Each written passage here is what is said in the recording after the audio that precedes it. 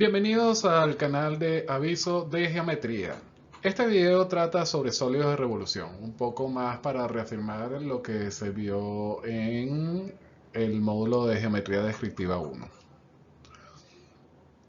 La agenda que se tiene definida para este video es, vamos a definir qué son los sólidos, luego vamos a clasificar los sólidos geométricos, vamos a dar un breve repaso. Luego vamos a empezar con los sólidos de revolución. Vamos a hablar sobre cono y cilindro específicamente. Esfera lo vamos a tocar, sin embargo no vamos a profundizar en eso, ya que hay un video en este mismo canal donde hablamos a profundidad con esto. Y por último vamos a hacer un ejemplo en doble proyección ortogonal de un cono, de un sólido de revolución, que en este caso es un cono.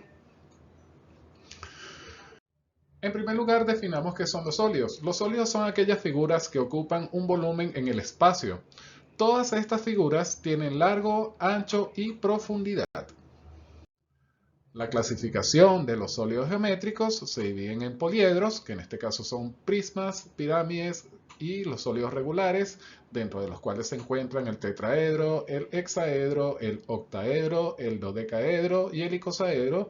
Y por el otro lado tenemos los que nos interesan, que son los sólidos de revolución, específicamente el cono, el cilindro y la esfera. Vamos a dedicarle este video solamente a lo que es cono y cilindro. Vamos a dar un pequeño repaso por esfera, pero no va a ser el tema principal de este video.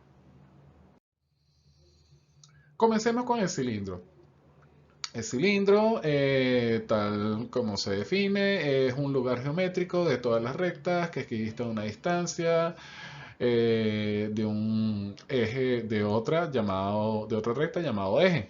En este caso, los elementos del cilindro está el eje, las generatrices, el plano de la base, el plano tope y la sección principal del cilindro, que viene definida por dos generatrices y dos diámetros paralelos.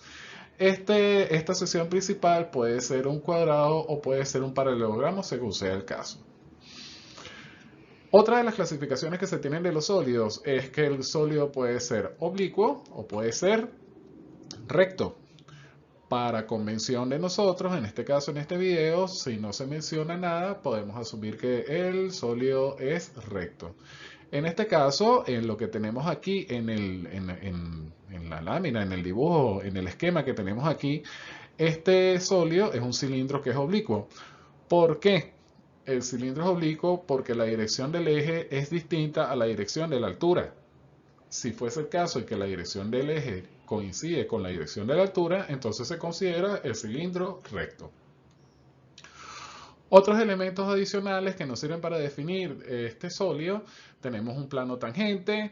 Ese plano tangente toca al sólido en una generatriz que nosotros lo llamamos la generatriz de tangencia, y la intersección de ese plano tangente con el plano de las bases nos da la recta tangente a la base.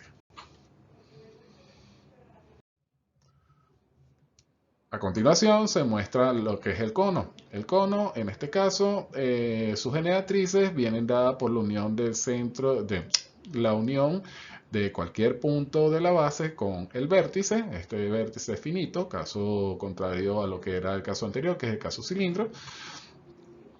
Y su sección principal es un triángulo.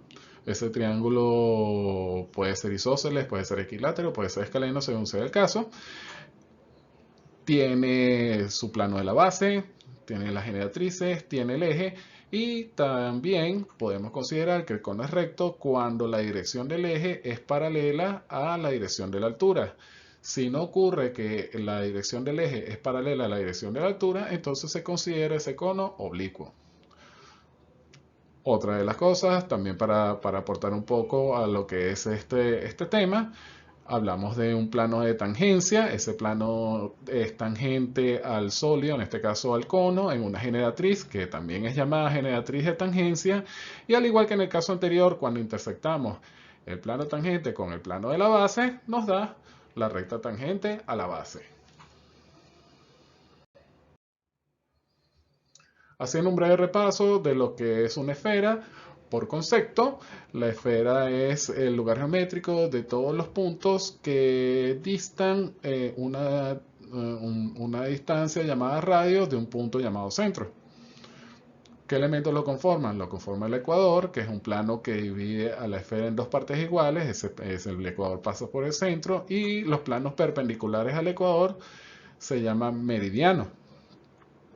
Todos los meridianos pasan por el centro. Y la intersección de los meridianos nos forman lo que es el eje de la esfera como tal, ¿no? El eje norte-sur. Los paralelos, que son planos paralelos al ecuador, no pasan por el centro de la esfera. Son planos que se distan y son paralelos al ecuador y van teniendo sus centros de circunferencia sobre el eje norte-sur en este caso. Ok, vamos a dar un ejemplo en doble proyección ortogonal de cómo se construye un sólido de revolución. Para este caso, en su esquina superior derecha tienen el ejemplo que vamos a trabajar. Vamos a dar como dato el punto 1 que está sobre el eje del cono, un cono recto, el vértice de ese cono y un punto sobre la base que en este caso es el punto A. Como pueden ver, ahí están los puntos representados en doble proyección ortogonal.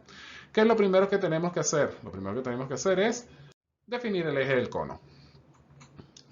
Si ustedes se ponen a ver, el punto 1 no es el centro del cono. El punto 1 es un punto que está sobre el eje. Ahora, ¿cómo hacemos para hallar ese centro? Si acordamos que ese cono es recto para la resolución de este problema, entonces lo primero que tenemos que hacer es trazar un plano perpendicular a la base. ¿Por qué? Porque la altura se mide, en este caso como el cono es recto, la altura se mide perpendicular a la base. Entonces, ¿qué hacemos? Vamos a trazar un plano perpendicular que pase por el punto A. ¿Cómo hacemos eso? Definimos horizontales y frontales perpendiculares a la recta en las proyecciones correspondientes que pasen por el punto A. Como primer paso, definimos la recta horizontal. ¿Cómo hacemos eso? Trazamos una paralela a la línea de tierra que pase por A vertical. Luego, la proyección horizontal de esa recta horizontal que está trazada en verde va a ser perpendicular a la proyección horizontal de la recta B1. Luego, trazamos la frontal. En este caso, ¿cómo hacemos eso? Por A horizontal trazamos una paralela a la línea de tierra y por A vertical vamos a trazar una perpendicular a la proyección vertical de B1. Una vez que tenemos esto, tenemos que hallar el centro. ¿Cómo hallamos ese centro? Si ustedes se fijan, el punto en común que tiene la base con el eje es el centro de la base. Por tanto, ¿qué tenemos que hacer? Tenemos que intersectar ese centro tenemos que intersectar esa recta con ese plano perpendicular que acabamos de trazar, formados por la recta F y la recta H. ¿Cómo hacemos esto? Por el método de recta tapada. Entonces, para este caso, tapo la proyección horizontal de mi recta B1. Al yo tapar la proyección horizontal de mi recta B1, la tengo que hacer pertenecer a ese plano perpendicular. Por tanto, la recta T horizontal me corta mi recta H horizontal en un punto 2. Perpendicular a la línea de tierra, sobre H vertical se encontrará la proyección vertical de mi punto 2. Están encerradas las dos proyecciones en un círculo amarillo. Ahora, ¿qué pasa? Si hacemos lo propio con la recta F, nos podemos dar cuenta que el punto se nos sale de la hoja. No hay que temer por eso nos ha pasado a todos en las prácticas. ¿Y cómo podemos resolver este caso? Bueno, podemos utilizar una recta auxiliar. Esa recta auxiliar que yo voy a trazar va a ser paralela a la horizontal de ese plano perpendicular. Y lo voy a pasar por cualquier punto que voy a definir de la frontal. En este caso, el punto que yo definí es el punto 3, que está encerrado en los círculos. Si ustedes, en los círculos amarillos. Si ustedes ven, el punto 3 en proyección horizontal está sobre la paralela a la línea de tierra y en proyección vertical está sobre la perpendicular, esa que yo tracé a B1 vertical, ¿ok? Luego, ¿qué hago? Por ese punto 3 trazo una paralela a mi recta A. Es la que está marcada en rojo y la recta la denoté como H1. Por 3 vertical, paralela a la línea de tierra, obtengo H1 vertical. Y paralela a H horizontal por 3 horizontal, tendré H1 en proyección horizontal. Luego, ¿qué hago? Ahora sí, puedo buscar el punto donde mi recta T me corta a mi recta H1. Ese es mi punto 4. T horizontal me corta a H1 horizontal en el punto 4 horizontal. perpendicular a la línea de tierra, donde me corte a H1 vertical, obtendré 4 vertical. Y uniendo 2 con 4, obtengo la proyección de mi recta T, la proyección vertical. La recta está denotada en color naranja y pueden ver que la nomenclatura de la recta está denotada sobre el círculo amarillo, T vertical. Ahora, donde T vertical me corte a la recta B1 vertical, ahí encontraré el centro del cono en proyección vertical. Perpendicular a la línea de tierra, donde, bueno, cabe destacar que donde T vertical me corta B1 vertical, estará Q vertical. Y en la proyección horizontal, como las proyecciones son coincidentes, donde me corte a T horizontal, que es lo mismo donde me corte a B1 horizontal, ahí estará Q en proyección horizontal. Bueno, ahora el problema se resume a lo siguiente. Tengo la sección principal de ese cono, definida por mi punto A y el vértice. ¿Cómo conseguí A'? Como yo sé que la proporcionalidad se conserva en los sistemas de proyección cilíndrico, ¿qué hago? Tomo la distancia que hay de A a Q en cualquiera de sus dos proyecciones y sobre la misma recta a partir de Q en sentido opuesto, marco esa misma distancia y obtengo A' en la proyección donde la haya realizado. Como esa recta queda casi de perfil, mi consejo, traten de, cuando tengan ese caso que la recta le quedan casi de perfil, traten de verificar en las dos proyecciones esa distancia. ¿Y cuál es la forma de verificar? Cuando yo una A' vertical con A' horizontal, tiene que dar perpendicular a la línea de tierra, la línea de referencia. Si es así, entonces vamos bien con el ejercicio. Ahora, ¿qué pasa? Tengo un diámetro de la base y tengo el eje. Me falta hallar otro diámetro de la base para yo definir la elipse que corresponde a la base de ese cono. Porque como todos sabemos, el cono tiene una base como base una circunferencia, pero como está en un plano cualquiera, eso se proyecta como una elipse. Bueno, tengo que hallar el diámetro conjugado. ¿Cómo va a ser el diámetro conjugado? Por definición, ese diámetro conjugado, que yo lo voy a llamar BB', tiene que ser perpendicular a A'. Y como el cono es recto, ese diámetro conjugado BB' tiene que ser perpendicular al plano de sección principal conformado por el punto A, el punto A' y el punto B. Entonces el problema se resume a hallar una recta perpendicular a ese plano de sección principal que pase por Q. Esa recta yo la voy a llamar P. ¿Cómo hago para trazar esa recta perpendicular? Tengo que trazar una recta que sea perpendicular a las horizontales y frontales de ese plano de sección principal. Entonces lo primero que tengo que hacer es definir las horizontales y frontales de ese plano. Previamente realicé el verdadero tamaño de A al punto Q, o en este caso de A' al punto Q. ¿Para qué? Para tener el verdadero tamaño de radio de una vez. ¿Cómo hice eso? Facilito. Perpendicular a la proyección vertical de mi segmento A'Q por mi punto A', medí la diferencia de vuelo que hay de A' a Q. Y la hipotenusa de ese triángulo rectángulo formado por la proyección vertical de A'Q y la diferencia de vuelo de A'Q, obtengo el verdadero tamaño de A'Q, que es el verdadero tamaño del radio de la base. Ahora sí, lo primero que hago es definir la horizontal de ese plano de sección principal. Si ustedes se fijan, esa recta H2 que yo tracé paralela a la línea de tierra pasa por A vertical y para este caso, gracias a Dios, me pasa por el vértice. Entonces, la unión del vértice en proyección horizontal con mi punto A en proyección horizontal me define la dirección de horizontales del plano de sección principal. Ahora, para hallar las frontales, ¿qué hago? Trazo una paralela a la línea de tierra que pase por A horizontal. Esa paralela a la línea de tierra me corta a la recta que me contiene el eje, o a la recta del eje, porque ya tengo definido mi eje, en un punto que yo llame 5. Ese punto 5 horizontal, que es el que tengo encerrado en un círculo amarillo. Luego, perpendicular a la línea de tierra, donde me corte la proyección vertical de mi recta B1, ahí voy a obtener mi punto 5 en proyección vertical. Entonces la frontal va a estar definida en su proyección vertical por la unión del punto A y el punto 5.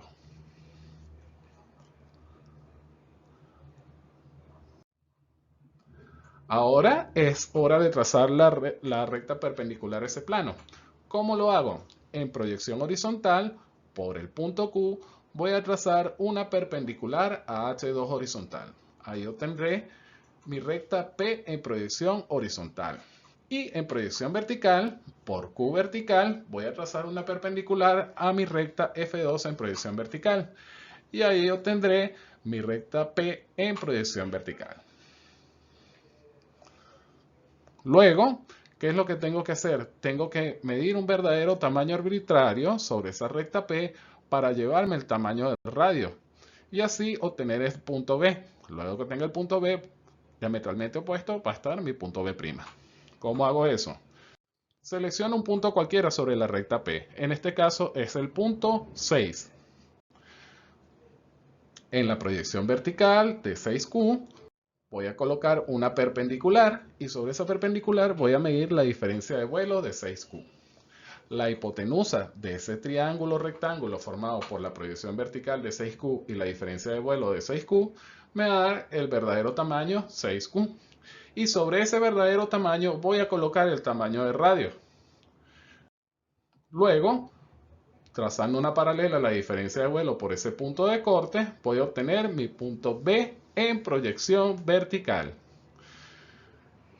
Luego que obtenga mi punto B en proyección vertical, perpendicular a la línea de tierra, hasta donde me corte a mi recta P en proyección horizontal, obtendré mi punto B en proyección horizontal. Ya tengo mi punto B. ¿Cómo hallo B'? Tal como hallé A'.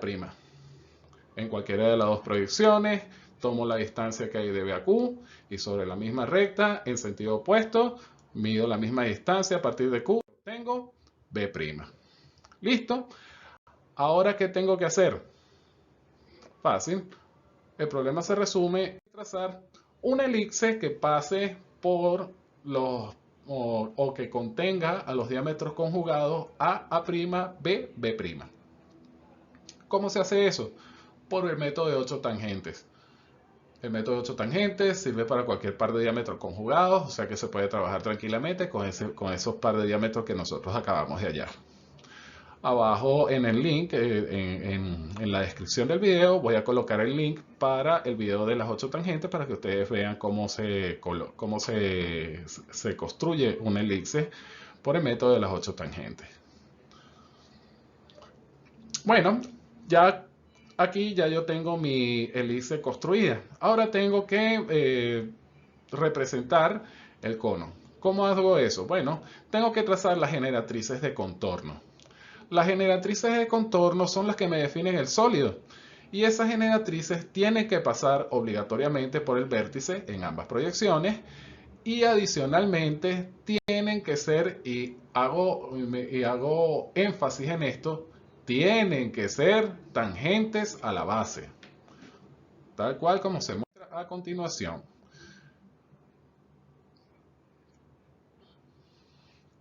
Esas generatrices de contorno pasan por el vértice y son tangentes a la base de ese cono. Luego lo que tengo que hacer es la visibilidad. Para yo trazar la visibilidad en estos casos, sé que es engorroso trazar, digamos, hallar la visibilidad en un elipse, porque depende mucho de la precisión con que trabaje la persona, depende mucho de la precisión del método, depende mucho también de cómo esté ubicada su posición en el espacio. Entonces, recomiendo, en este caso, que podemos hacer la visibilidad viendo la dirección del eje. ¿Cómo es esto?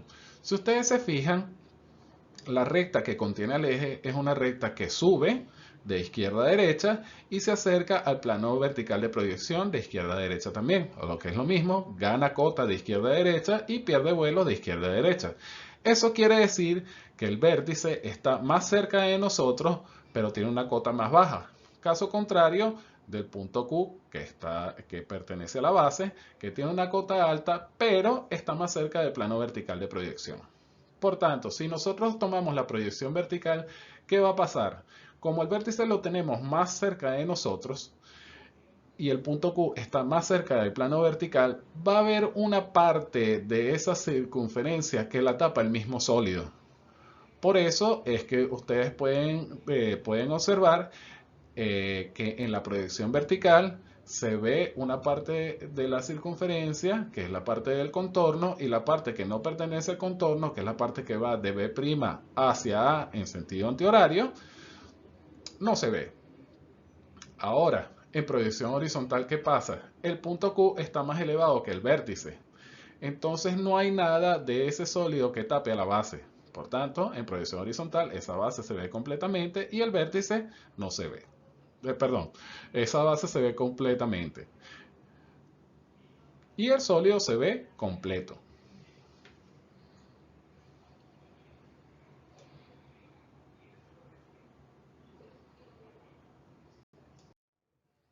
Bueno, muchas gracias por su atención. Esto ha sido todo el video. Espero que le haya sido útil.